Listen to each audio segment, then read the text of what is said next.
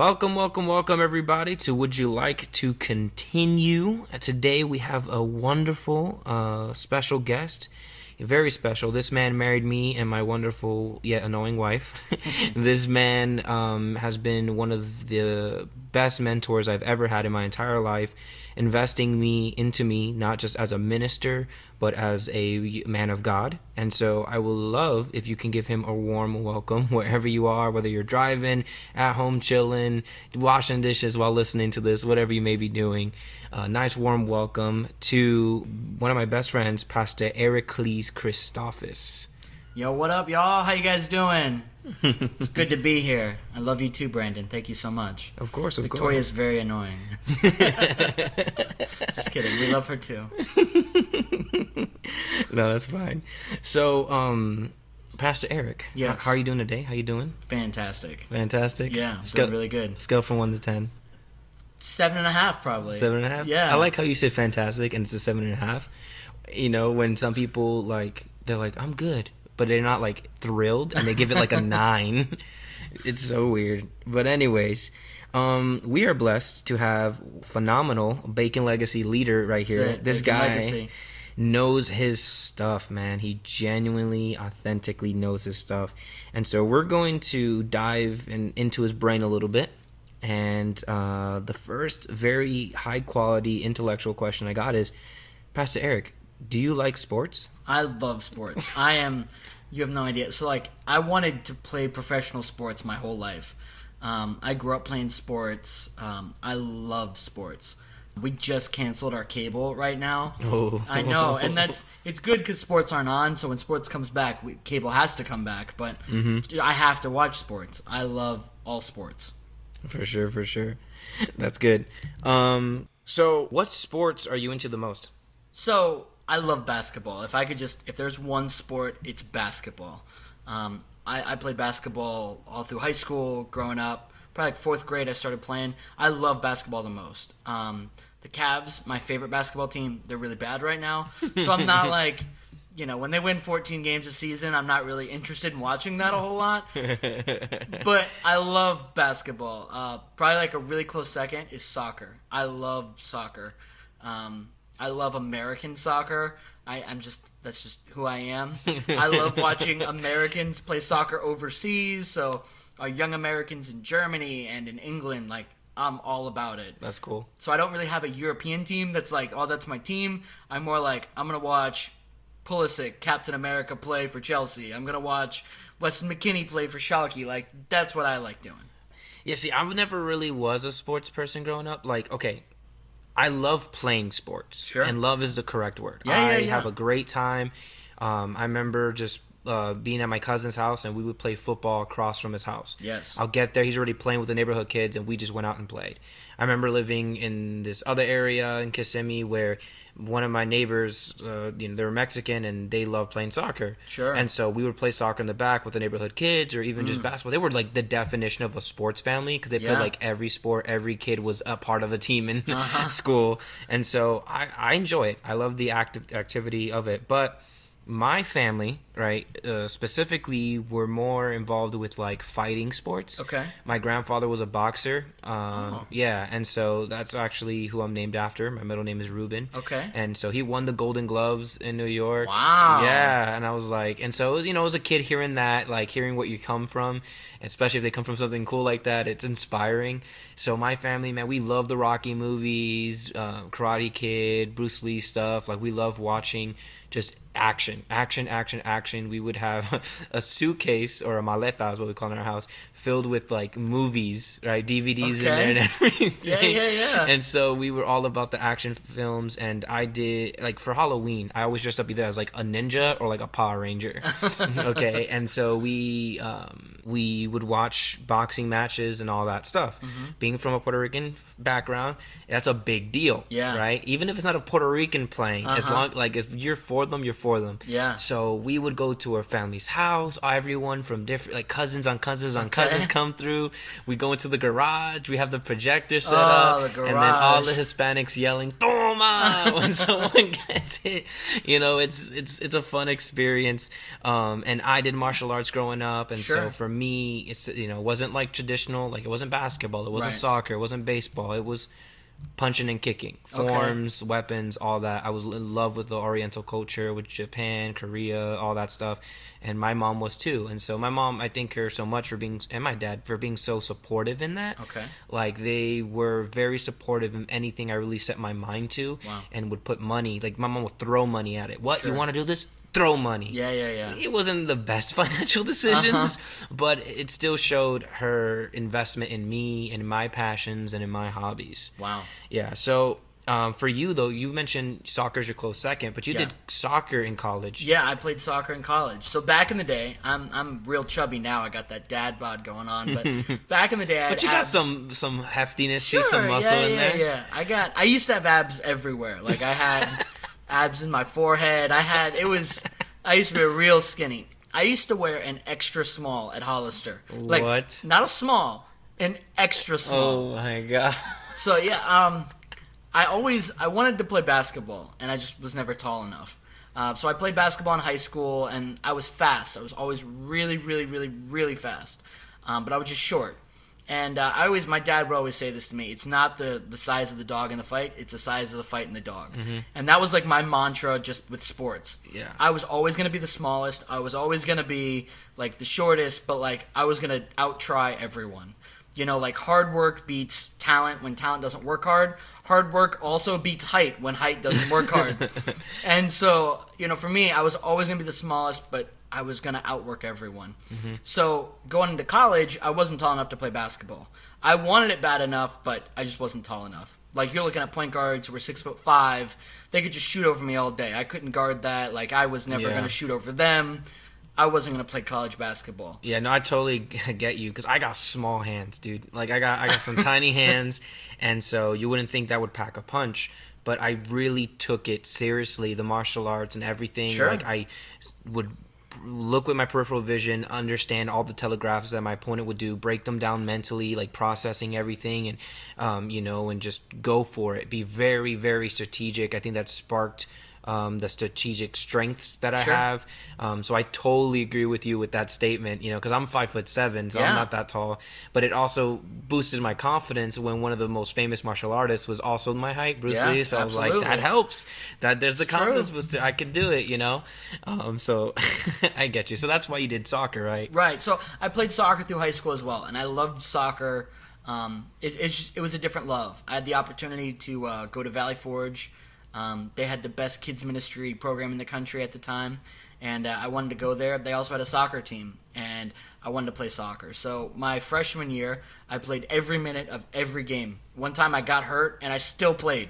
I never came off the field. I wasn't like super good at soccer, but I loved it, and I love soccer to this day. Nice. So what kind of fan would you say you are for basketball versus the kind of fan you are for soccer? So I am super passionate. I mean, everything Ohio, Cleveland, Northeast Ohio, through and through. Basketball is my first love. So I have a team in basketball. With soccer, I'm a U.S. fan. I'll watch the U.S. men's national team, the U.S. women's national team. I'm completely into that, but basketball is going to play 82 games a year. So it's just more frequent. I'm going to watch basketball more.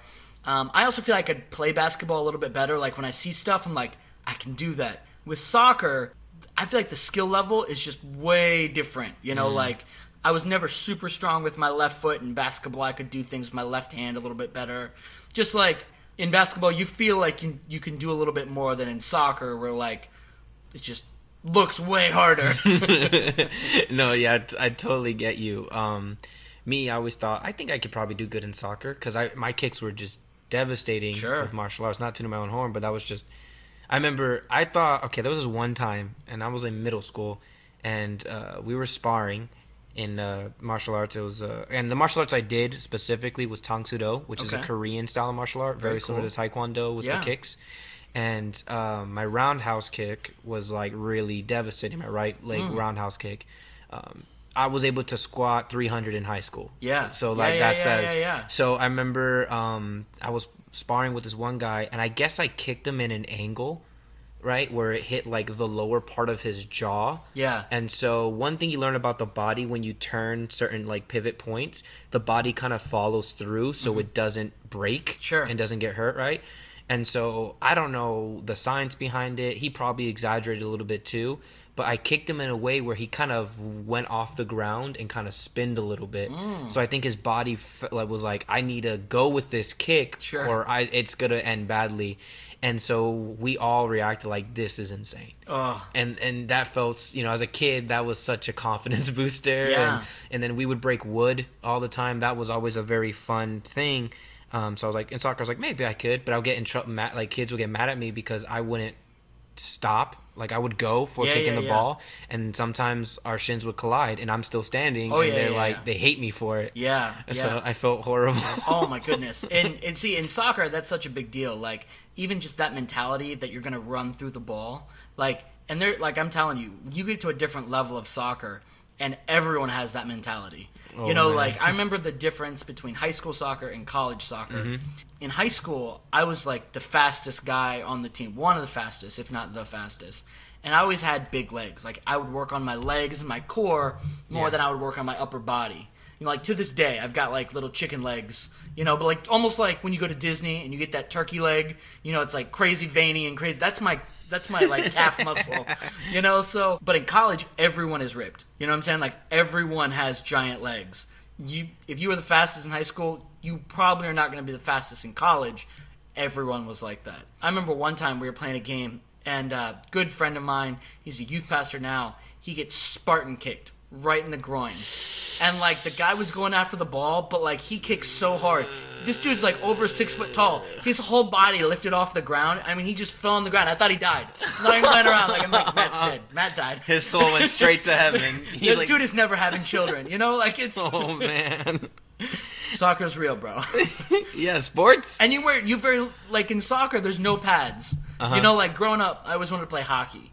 I love the Mighty Ducks movies. Like the quack, quack. I love watching the cartoon Mighty Ducks show. Yeah, bro, it was so good. Hockey's so expensive. Like, I never had enough money. My family could never afford hockey. I mean, it makes sense with all that stuff. Yeah, it's like $250, like all the equipment plus registration, and then you have to get rink time. It's just not cheap. Yeah. Basketball, you literally need a ball and a hoop. And, like, you can find those anywhere. Soccer's even cheaper because it's, like, you just need a ball and, like, you can put, like a rock down and that could be, like... 2 cones. Exactly. That's what we you did. got a goal. We had exactly. cones set up. We'd always take, like, our shirt off and they'd be like, okay, one here, one... That's a goal, like... Wow, that's cool. Yeah. Yeah, I agree. So, with that being said, like... There's fans, and then there's, like, the athletes, right? Right. And some fans participate and are more involved than other fans, right? And I guess the same thing kind of may go with athletes. Like, some athletes would consider themselves to be more involved than other ones, right? And so how would you define, though, an athlete? How would you define an athlete? Oh, an athlete. Oh, man. Number one, you're going to play a sport. So, like, no matter if you're playing it well, if you're trying to play, you're an athlete. Okay. I've seen a lot of different people, a lot of different body shapes, a lot of different weights. Like, if you're going to play, no matter what it looks like, you're an athlete. Now, there's going to be levels of athleticism. You look at LeBron, he is, like, probably our best athlete in the world right now. Like, not just in basketball, but in all of sports. He can run the fastest, jump the highest, like... He's just athletic off the charts. Yeah. He could have played anything. Like, if he wanted to play soccer, he probably could have been the best soccer player ever. Like, if he wanted to play football, he has amazing hands. So, an athlete, you're going to use your full body. I think that's the other thing that when you look at a person like LeBron, he's not just athletic and, like, he's got abs. Like, he has the best catching ability. It's not just a physical appearance, but it's stuff to back it up. Oh, absolutely. And, you know what I'm saying? Like, he's worked his body into that shape.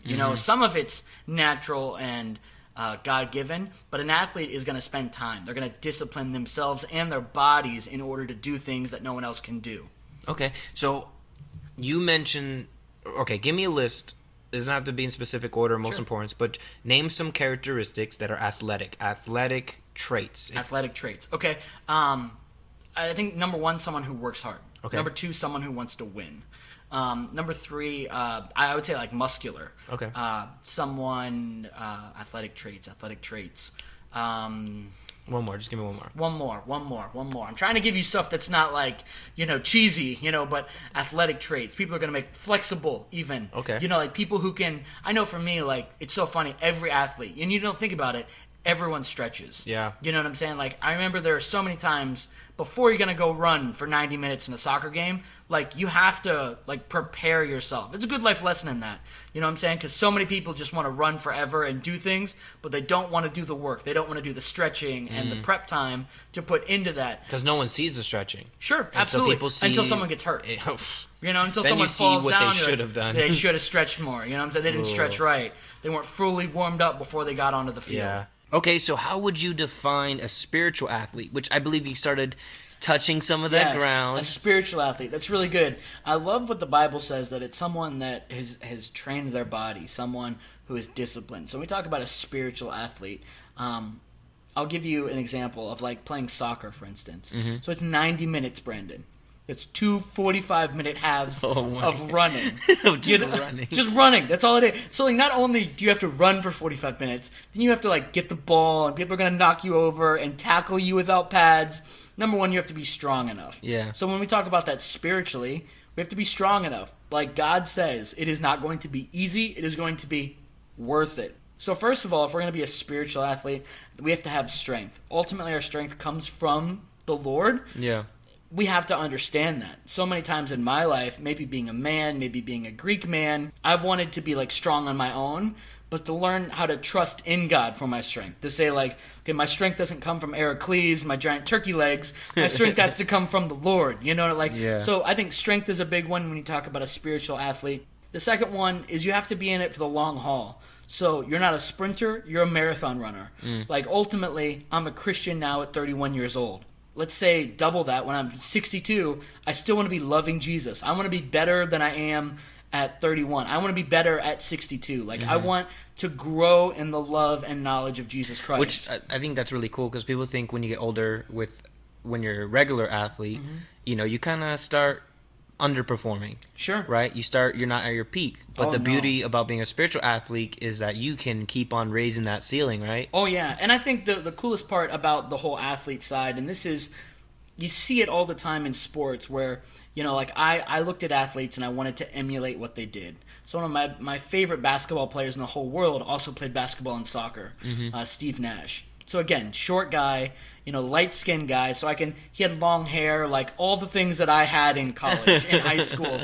I grew my hair out to be like Steve Nash. That's cool. I played point guard like Steve Nash. Like me and Steve Nash, like we both played on the outside in soccer. We played, things like that. There's a spiritual component when you talk about being a spiritual athlete that I like. And my favorite athletes, they want to mentor younger people. They want to teach them things. And I'm so excited for that. In the season that I'm in, that I'm 31 years old, and I'm going to get to give my gifts and talents and the spiritual gifts that I've learned. I'm sorry, not maybe the spiritual gifts, but the spiritual lessons that I've learned. I'm able to pass that down to the next generation of those wanting to be Jesus followers and those who want to be pastors. Yeah, and that actually ties into some other questions that I kind of have for this discussion, this talk. Right, and so you mentioned as a pastor and where you're at, because for those who don't know, Pastor Eric is a pastor at Christian Life Center. He's a children's pastor, and he gets interns, Sure. right? And he pours into those interns, teaches them the importance of Googling things and not just sit there and like, oh my gosh. Let me just tell a quick story. I'll never forget. Listen, the first Brandon, this was your senior pastor for a long time. We were both at a church in Kissimmee, and I love Terry Howell to death. I was 21 years old, fresh out of college, and he gave me a job, paid me, helped me, mentored me along the way. One of the things, I remember going into his office and saying, we need to order a new $800 printer. And he was like, why? And I was like, well, this piece is broken. I can't order it anywhere. I'm on their website. I've done it. And so he's like, listen, I need you to figure this out. And I'm like, you don't understand. Like, I've tried. And he was like, well, you're giving up too soon. And so he spent like 3 hours with me. We went in and we Googled and we called. And finally, we found a piece on Amazon that like it was this reinforced little clip that went on an $800 printer that no longer was able to break. And it was that moment of like, listen, no is not an excuse. Yeah. Like, you have to get it done. We have to have this mentality of like, we're going to fix this. We cannot afford a new $800 printer. We can buy an $8 clip to make the printer work. And so that moment for me of like, there is no give up. They're like, do or do not, there is no try. I love Yoda to death. And that's the reality. Like, no, I'm sorry. You're not going to try to do it. You're going to do it. Let's get that frame of mindset in our heads. Let's fix this printer. Yeah, and I think same thing as an athlete. You can't just sit there and say, Oh, yeah. I can't do this or I can't do that. You got to push through and be creative in how you want to execute that. I think being creative is being a problem solver. And people always I seem like culture tends to tie creativity mainly to, can you paint, can you take a picture? Sure. But I think if you're a problem solver, man, you're creative. And see, for me, I think one of my biggest skills in ministry and in life, I'm a really good problem solver. But I think sports was one of those things. I've always been the shortest guy on the court, on the field. And so I've had to figure out, how can I fix this problem on the fly? So even if guys were faster than me or taller than me, I had to figure out, like, how am I going to guard them? Yeah. Because, like, I'm sorry, coach, I can't stay with him is not the answer. That's not going to fly. You're going to lose the game, you know? So I would have to figure that out. How can I stay with that person? Yeah. No, I totally get you, about the problem solving and on the fly. You can't just give that response. Yeah. And I feel like many of us Christians can do the same thing to God. Like we disqualify ourselves, right? And he's the ultimate creator. Right. So he's not just some coach who sees the potential in you. Like, he's the guy, the being that can, like, Yeah, I love this. So in basketball, one of my favorite things in basketball is there's timeouts. So let's say I'm guarding a guy in basketball. He flies right by me and gets a basket, gets a layup. Immediately, my coach is going to call a timeout, and there's that time with a coach or with a mentor, and then 4 of your peers and the rest of your basketball team, and they're like, how can we stop this guy? Because what you did in that moment is not acceptable. I love that moment that sports has taught me so many things. That number one, coaching is good. That mentorship is good. There could be things that happen that, like, other people see, that they can point out your weaknesses and say, like, if you do this, you're going to be successful, but you have to fully commit to it. Yeah. Like, I remember I'm always the shortest guy on the floor. And so in basketball, a charge is when you beat a person to the spot and then stand there and let them run you over. So I remember, like, I was fast, so I could do that. But then that moment where I have to just, like, submit myself to let that person kill me. You know what I'm saying? But, like, it's the right thing to do. It's the thing that's going to help the team win. There's a moment for everyone where I think coaching is good. And sometimes we all need to take a time out to say, like, let someone else speak into my life to see what I'm doing wrong and what I'm doing well and how I can be better at everything. As you were saying that, I thought back to one of my nephews. Well, a lot of my nephews do sports. Sure. And so one of them specifically, Angel, if you're listening, shout out to you, Angel. This dude's a beast at football. Okay. Right? And he would go and he would review tapes. Yeah. Right? To see what he did good, get some highlights for sure. But knowing Angel and knowing how my brother is with his son as well, right, he's definitely a person, I believe, that tries to develop himself and develop his craft. And so reviewing that stuff. Reviewing the tape, right? Is like, huge. Because even, like, fighting, dude, in the moment, it's one thing, and then when you watch it, it's like, it's easy for you to watch something from the outside and be like, oh, you should have done this, or you could have done that. But in the moment, you got to do these quick second decisions, and you got to make these quick calls and how you go about it. And so as a pastor, right, a spiritual athlete, I guess, in the sport of ministering, sure, what are some moments like that have you encountered, right? How is it being a spiritual athlete as a pastor? Okay. Yeah, so the one of the things that we do with everything is we SWOT. And it's this great thing that I learned from our youth pastor. And so after any kind of ministry moment, after anything, we're going to break it down. So SWOT is an acronym that stands for strengths, weaknesses, opportunities, and threats. And so we have to break everything down. So our strengths, what was good, our weaknesses, what was bad. And then for our opportunities, from a weakness, what could be a possible fix? What is an opportunity that we could change? And then from our strengths, hey, you may be doing something so well that it may be causing a threat in some area, or it may be a potential threat that's coming. Anytime you're looking at being a spiritual athlete, you have to break your life down like that.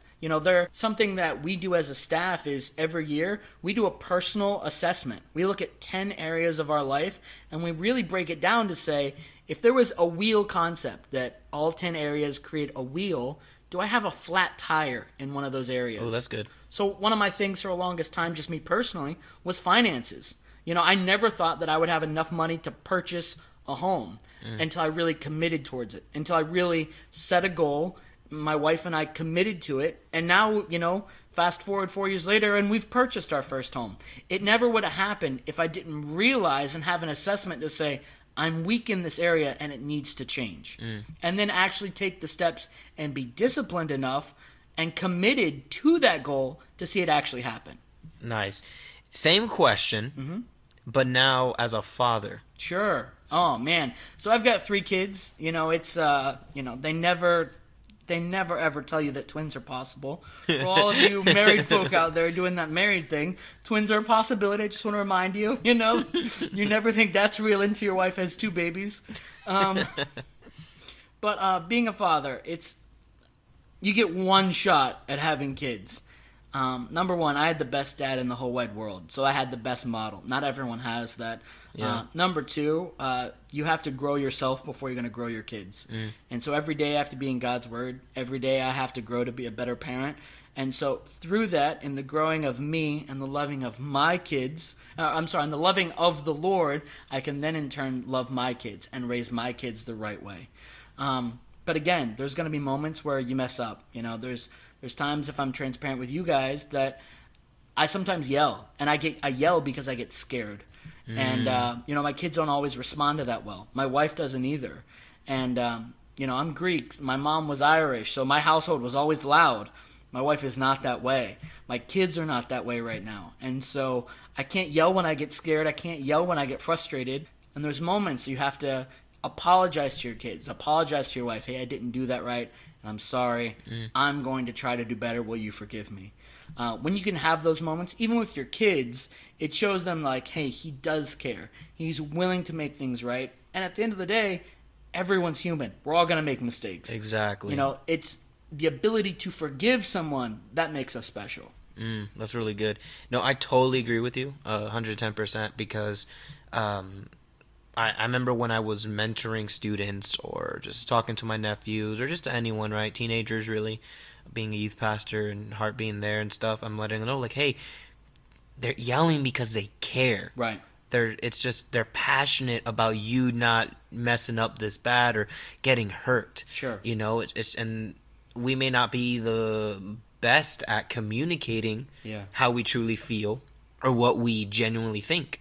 And it can be misconstrued. Just because something's said, it doesn't mean it was communicated. And I feel like every episode I mention that, but it's so true. And that's something that I have to keep in the back of my mind when I'm ministering to students, when I'm engaging in conversations with my wife and I'm trying to ask her, hey, can you do this or do that? Or even when I'm talking to my parents, anybody. And that's super crucial and important. And even on the field, right? Or on the floor when you're sports, there's those moments. I remember when we would do basketball after church, right? And sometimes there would be this fight, this friendly fire that would go down between teammates because of miscommunication. Sure. Like, dude, stick to your man. What are you doing? And they weren't committed to that. Right. And like you said, they didn't submit to that role. See, I love playing sports. You saw me on that court. Not a basketball player whatsoever.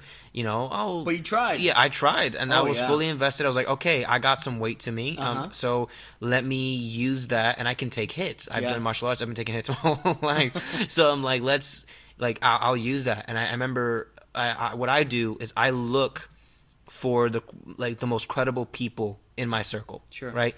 And so I remember I was playing with when I would play with Armani a lot, and Armani is a beast at basketball, man, because he put in the work, the time, the energy, all that. So I asked him, I said, hey, evaluate me. Hey, what role should I fill? Sure. And so I gave him the opportunity where he didn't have to keep passing the ball to be courteous. Right. I'm like, dude, I know I'm not that good at shooting. I think I'm pretty good at defense. What should I do?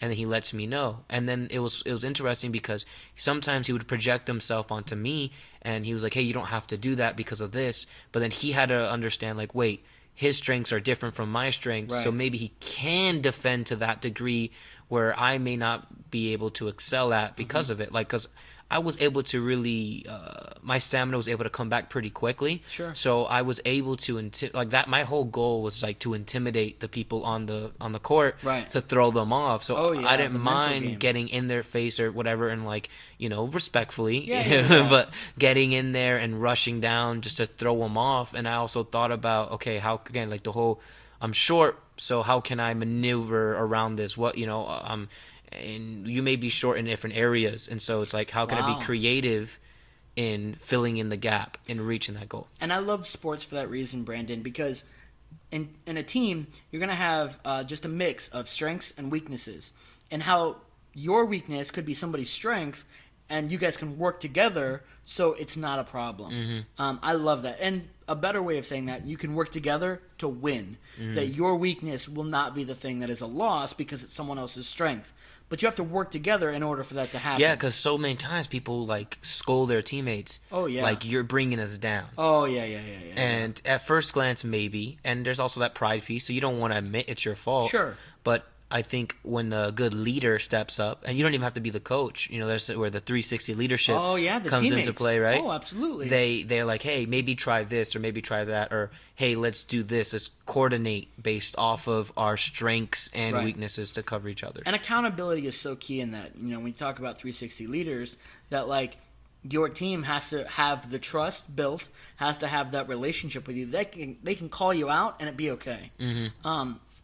Yeah, if you look at Five Dysfunctions of a Team, one of my favorite books, the very first thing, the foundation is absence of trust. If you don't trust someone, you're never going to call them out. You're never going to keep them accountable. So I love that team component because we're talking blood, sweat, tears. I mean, like, the people that I step onto the court with, that I played soccer with, that I played basketball with, those are my brothers for life. You know what I'm saying? Like, I'm ready to go to war for them. Like, I don't just trust them, I love them. You know, Yeah. like, they are my family to this day. You know, like, I don't have brothers. My daughter calls them Uncle Dylan and Uncle Kyle That's and Uncle cool. Jake. Like, those are my brothers. Blood, sweat, tears. I'm with them till the end. And that's so cool. And, you know, God created us for community. Oh, You so know, good. right? It's Father, Son, and the Holy Spirit. It's a Yes. community of themselves. And he made Adam, so it's not good for man to be alone, and gave us Eve, right? And so community, I think, when you do it the right way, which there's different ways to that end goal of doing it right. Yeah.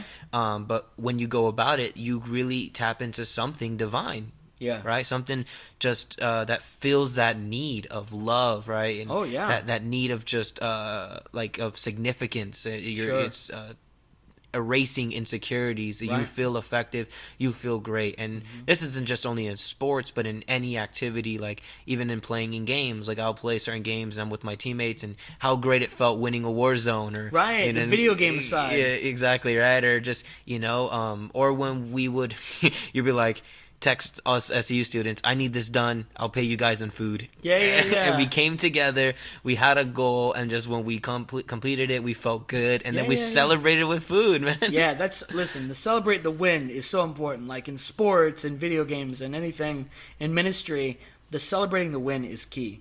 And then, you know, the other side is that through the loss, learning to win through a loss. You know, like, there's going to be times where we lose. There's going to be times where we would work on something and it didn't work. Learning how to win through a loss is important too. Like, in the same way that we're going to celebrate and we're going to go out and I'm going to love you and we're going to hang out, that same thing needs to happen through a loss. So there were times, listen, I was on a lot of bad teams. I remember getting destroyed. I remember taking 11-hour bus rides to New York, coming from Pennsylvania, and we would, 11 hours there to lose 9-0 in a soccer game, to drive 11 hours home. Oh, man. But those are some of the best bus rides I've ever been on in my entire life. The moments I'll never forget with my brothers, we just got destroyed. We rode 11 hours. We have to ride 11 hours back. But learning to win through the loss, not just looking at the strengths and weaknesses of the game, but just the person that I'm playing with. And I think of it like, for example, you can, like leagues and stuff, Sure. you can lose some matches and still Yes. come up top. Oh, for sure. And so same thing goes with life. Like, you can have some of your losses, but you can still win at the end of life. Yeah, absolutely. You're never out, and that's what I love about sports. You look at my favorite basketball team in the whole wide world, the Cleveland Cavaliers. Yesterday was June 19th, and 2 years ago they were down 3-1 against the Golden State Warriors. It had never happened. But the Cavs came back and won 3 games in a row, and won the NBA championship over the Golden State Warriors. Suck it, Steph Curry, Klay Thompson, Draymond Green. But you're never out. I love that in sports. That it's not over until the fat lady sings. It's not over until it's over. Yeah. And if you want it bad enough, I love what my dad would always say. It's not the size of the fight in the dog. It's not the size of the dog in the fight. It's the size of the fight in the dog. Mm-hmm. Having that mentality of it's not over until I say it's over. Exactly. I love that. Pushing past your limits, doing what you got to do for sure. I'm all about that for 110%. See, so athletes, right? Continuing on, athletes typically have coaches. Sure. Right? Do you have any coaches in your life? And I know you mentioned one, which was your dad, right? Yeah. But you can talk on that and any other coaches. Maybe coaches that they don't know you're your coach. Sure. Because you read their books or listen to their podcasts, things like that. So, my dad, first of all, is the best dad ever. My dad, I can call him. The other day, our washer just broke. The pipe that connects to our main drains with the dirty water. Water's all over my laundry room, and it was just oh no. So I called my dad, how do I fix this? I'm going to fix it myself. Explain to me how to do it. I can't afford a plumber right now, but he was able to walk me through the steps of go to Home Depot, buy this, buy this glue, buy this cleaner, giving me the steps on how to do it. He's not here. He lives in Pennsylvania. I live in Florida, but he was able to walk me through it on the phone. My dad's a great coach. Number 2, Jim Weidman on a ministry side. I've met him once or twice. He has no idea who I am. I took a picture with him probably 6 years ago. I've read all his books. I listen to his podcast. Anytime he's at a conference, I'm going to go to his session. He's such a big mentor. That's important for you guys if you're listening to this and you want to be good at something. Find the best person at that. So Jim Weidman had a kids ministry with over 2,000 kids. All right, that man is clearly doing something right. Yeah. He's old now. No offense to Jim Weidman. He's not a kids pastor right now. He's mentoring other kids pastors. That's good. I want to glean all the knowledge I can from him. There's mentors in my life like Pastor Sidney. I love the fact that I can have a mentor that isn't specifically like me. Pastor Sydney is completely different. She's a female. I love getting different perspectives. Is what I'm trying to say. It's important. You need someone who's going to believe in you, who's going to see past your faults, who's going to challenge you to be better. She's constantly doing that in my life. She's a person that when I'm a bozo, she can tell me, hey, you're being dumb, this was a bad decision, things like that. They're always going to look out for you. Eggs. Yeah. So I got the Jim Weidman is where I got this bacon thing from. Who's more committed, the chicken or the pig? Well, the pig has to die in order to become bacon. So, chickens can poop something good out and call it their best. Well, it's not. Their best is fried chicken. You know what I'm saying? I would eat fried chicken all day, every day before I'm going to eat eggs. That's really good. It's just the reality. So many times we're called to be bacon. We have to be all in. We have to die to ourselves in order for Jesus to work through us. Kids Ministry 101. Bacon is way better than eggs. I got that from Jim Weidman. It was 2 lines in his book, and I've blown it up to be the mantra for my ministry. It's so good. And good. The bacon legacy. And it's legit. Pastor Eric, man, he's produced youth pastors, kids pastors. So good. It's not just kids pastors. Sure. Man. I'm able to cover for Pastor Sid, because Pastor Sid's actually one of my bosses. So I'm able to cover for her. Do it with confidence because of what Pastor Eric poured into me. I remember, I mentioned before, Pastor Eric is one of my coaches, in my life, because as a teenager in Kissimmee, Florida, Living Water Fellowship, when I first met Eric, I was serving in kids before him, but he really stretched and grew me. And I remember when I first met him, I poured slime on his long hair self. Yeah, bro, it was crazy. It was crayon full of slime. It was like a squirt gun full of slime. It was crazy. We were like, welcome. I still had a whole nother service to do in this slimy shirt. He doesn't remember. I remember that. Yeah, because I didn't even poured have it the on job you, yet. and then I was walked interviewing away. at the church. Nah, man, we took you. I We didn't. know. We said, nah, bump it. He's ours. I had to go out to dinner with the pastor after that to like a fancy restaurant in this slime-soaked shirt. It was great. So funny. Because our kids' church was called Kids Inc., and it was like this slime factory, and we Right. had legitimate slime machines. Remember how I used to climb the slime Oh machines? my gosh. I talk about this all the time. Like, we suffered. We could have had so many people die. I'm telling you, you would go 8 feet in the air and then pass a 5-gallon bucket. I would, like, hold it over my head, and some random teenager who had crawled up there would pour this bucket of slime. Climbing on what's those truss things called? Yeah, it's like a They truss, put- like yeah, a they lighting put truss. The lighting truss. Oh my gosh, bro! The danger that we fixed that problem though. Eventually. Real quick, we had a super intuitive suck up slime Pump design system. pump system. Yeah, That was shout out great. to Ryan Kingling. Yeah, we had a cart of slime clothes for the kids. Oh man, That was really cool. those were the days. And so, like, with that, it really, again, helped stretch me in my creative and problem-solving abilities. It developed my public speaking skills because I preached to the kids just about every Sunday, and he was able to trust in us where when he needed to get pulled into the main service, he knew everything was being taken care of. Sure. And he had, everything rises and falls with leadership. And you can really tell the success of the leader and if they're a good leader by their team. Mm-hmm. Not all the time, I get it, but you can really tell when they go above and beyond. So Pastor Eric had a whole system set up. Same consistent leaders serving in the check-in. Same consistent leaders in the media booth. We had to shoo a lot of them out because a lot of them just liked hanging out there. Yeah. But like doing the game. And one of the coolest things, this is really cool. So before you, one person kind of really spoken to me a little bit was actually Joel Gonzalez, right? He got me interested and involved into kids, and then you've took that to another level. Right. And I remember when we would start the service, I'll say, "How's everybody doing today?" Right? And there was a kid there that saw that every single Sunday. And then I remember went to college, did that thing, came back to visit, whatever.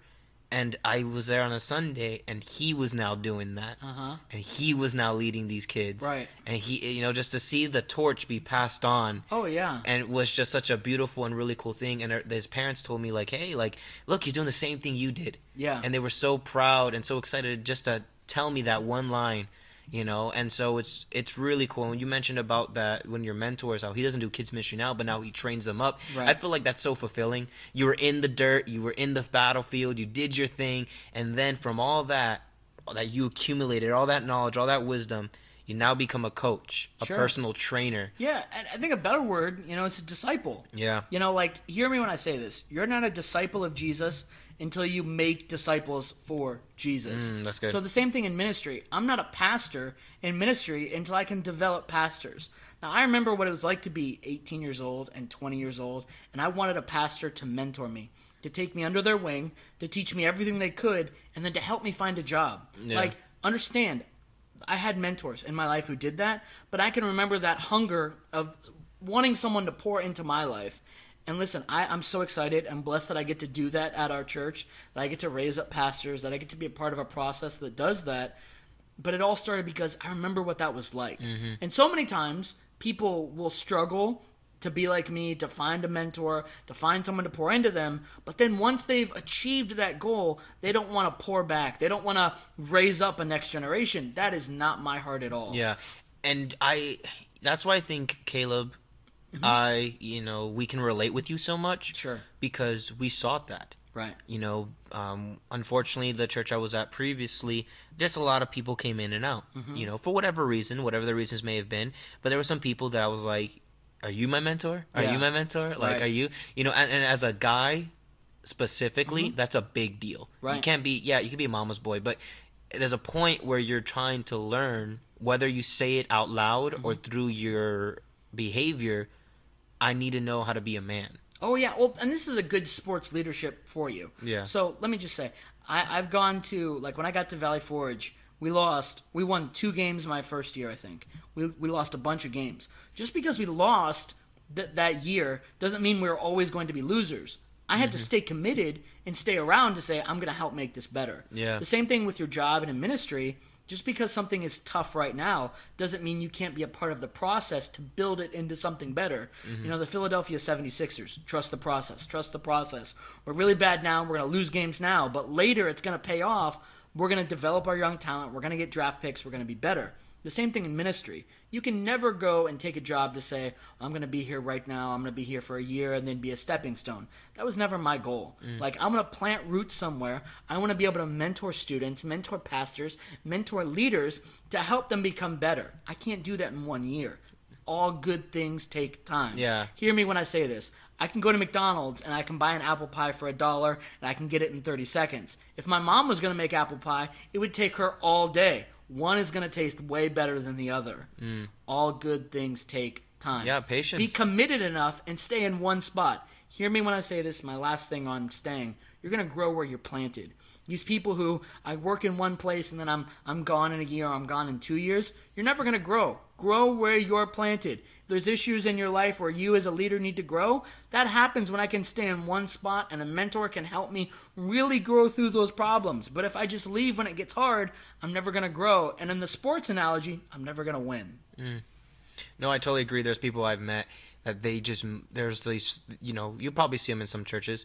There's those families that are always up and moving. Oh, yeah. And sometimes those families, it's because they're looking for something. Sure. And they don't like how things are. They don't like being challenged. They don't like being tested. They get offended easily. So it's like, no, we're going to, all right, unroots everybody, the kid, the dog, everyone is like, let's go and plant somewhere else. And then it doesn't allow them to get the proper nutrients that they need, because even in the bad you can learn. I was talking to Xavier the other day, right? And I was a good friend of mine, and we were like, dude, like, we can learn from the mistakes of those pastors put before us just as much as we can learn from what they did right. Oh, absolutely. And so what would you say to an individual who is an athlete in any capacity in their life to encourage them to keep going and stay committed? And then I'll ask you the second question. So I've said this all the time. You're truly committed when you're committed with your mind, your money, your time, and your talent. I'll tell a quick story. I used to help with graphics at the church we worked at in Kissimmee. And we had the district superintendent coming in, and we had this big 80-foot by 20-foot screen, super wide. And I wrote the word committed, and I put his face, Terry Rayburn, on it. And I remember I spelled the word wrong. And immediately when he got there, I didn't know I spelled it wrong. He took a picture of the screen and his face. And he said, I'm preaching at Living Water Fellowship today. And he put it on the internet, and 400 people commented the word committed is spelled wrong. And I'll never forget, I was like, committed has 2 M's and 2 T's. Photoshop doesn't have spell check, and I'm a dummy. And so I preached on it. I'll never forget, like 2 weeks later, I preached on a Wednesday night, and the pastor was like, well, you're going to preach on committed because you clearly don't know how to spell it. And that's when I came up with the acronym. The word committed has 2 M's and 2 T's. Number one, your mind. If you're going to be committed to something, it's got to be on your thoughts. You got to think about it. I'm not always good at making plans, but if I'm going to win, I got to think about it in my head. How am I going to do it? Build the strategy. Build the process. Number 2, my money. I have to invest in it. You are not committed to something if you're not invested in it. Hear me when I say this. There's someone that wants to be committed to something. Maybe God is asking you to invest in it. So, like, I'll give you an example. I'm committed to my church, and I'm committed to be a Jesus follower, and that's why I tithe with my money. I'm invested in my church. I'll give you a better example. I'm committed to my health. I pay for a gym membership. I don't always go, but I made the financial commitment to say when I'm committed enough to go or I want to go, the gym is available to me. My time. All good things take time.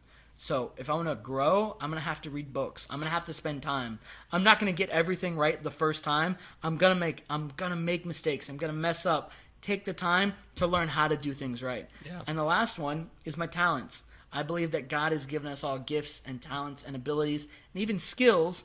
And how can I use those to be committed in what God has called me to? Did I answer your question? No, yeah, that was perfect. So your advice to anyone that's an athlete, as a father, as a mother, as a parent, Absolutely. as a individual who wants to pursue sports or art or anything, is be committed. Yes. And you've said it throughout the whole episode. Mind, money, time, and talent. Yes. And to rate yourself. Or do you have flat tires in the M? Do you have the flat tire on the the T's? And so that's something that's really said. For sure. The last question I have for you: how what would your advice be to someone who may struggle to have the emotional energy to stay committed? You know, like Sure. I know there's some parents out there who their kids may be there may be a lot. It may not just be their kids, but like health or finances. So it's like how can they maintain that emotional energy to pour into their kids or be that effective parent, or even as a student, you know, as a, like you're there's a pressure that your parents are putting on you, you know, and just like you're dealing with a lot internally. What would how would they develop or maintain that emotional energy? Sure, absolutely. We have to understand, if I don't want to over spiritualize everything in being a pastor, because I know there are people that listen to this that don't follow Jesus, but I want to encourage you.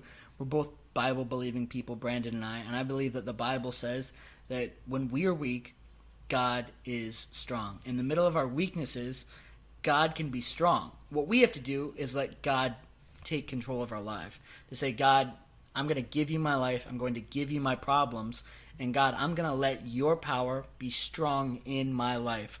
The Bible says that God gives strength to the powerless. So there's going to be times where you're going to feel like, I'm not good enough. I don't have the energy for this. God, what am I going to do? When we give our situations to God, that's where God is able to be strong. I used to say it all the time. I remember when I was young in ministry, I would brush my teeth in the morning and I would look in the mirror. And I was 21 years old and I didn't have all the answers. And I would honestly say in the morning, okay, today you're going to fake it until you make it. I don't know how to be an adult. I'm going to fake it until I make it. I'm going to put on a button-up shirt and I'm going to go into work and I'm going to fake it until I make it. That's bad advice. Don't fake it. Face it until you make it. Ooh. One of my interns, Erica Matthews, shout out to TT Erica, one of my favorite people in the whole wide world. It's not fake it until you make it. It's face it until you make it. If you're willing to wake up and face your problems, if you're willing to say, in the middle of my weaknesses, I don't know if I can do this, God, help me do this. Today, even though I'm scared, God, I know you're going to be with me. I'm going to face it with you, Jesus. That's how you're going to overcome your problem. So good. I remember I was at SU conference, and one thing that they shared was courage isn't the absence of fear, it's doing it afraid. Right. And I think just exactly what you just said, face it, right? So yeah, so I mean, like that whole concept I think is really big. I feel like there's this misconception that if you're courageous, you have to be absence of fear. Like it's just straight up, you're not afraid. But no, you know, like, and you see it in shows, they're trying to break that myth, saying no, like I am afraid, Right. but I still I'm more passionate about what I'm doing, that I'm not gonna let the fear overwhelm me or pull me away, right? It's that commitment piece that you're Right. gonna push through. You're probably afraid of being an adult. I know I was, like, I don't know how to do this thing, Right. man. But you faced it and you pushed through. But Pastor Ericles, thank you so much for sharing your thoughts, your wisdom, your heart. I learned a lot in this too. So is there anything you want to say before we tell everybody goodbye? No, I got nothing. I got nothing. all the brain power, all the wisdom, we just poured it all out. So Let me just say that: be bacon in Be everything bacon. you do. Don't be eggs. Listen, really commit.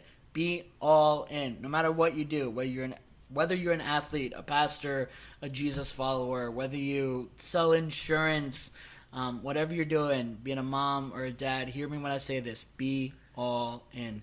Be committed in everything that you say and do. Be authentic with it. Listen, I'm gonna keep it 100. I'm a 5'7", chubby Greek guy, but everything I do, I'm gonna do to the best of my ability, and people are gonna see that, and they're gonna respect it, and you're gonna win through it. Amen to that. All right, Pastor Eric, thank you so much. And with that being said, hopefully everyone listening will find the courage to face it and to continue. All right, everyone, have a great day. God bless. See you around. Woo! My name is Jeff.